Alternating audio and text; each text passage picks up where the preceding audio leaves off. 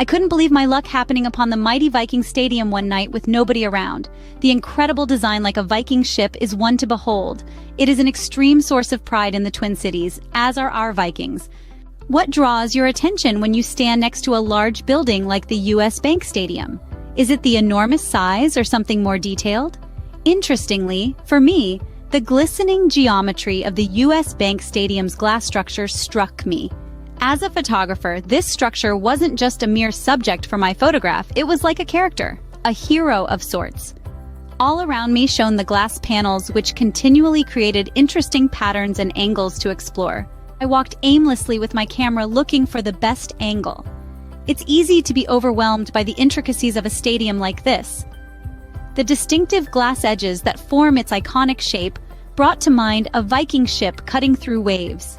That's exactly what I saw. Sharp, triangular sails reflecting the cityscape, like ripples on water. Crouching low to take a shot, I felt the energy of the place, even in its stillness. The glass structure doesn't just house events, it creates them. Each glass panel and angle connects with a deeper conversation between the stadium and the city. It creates a unique view of Minneapolis by framing the buildings behind it.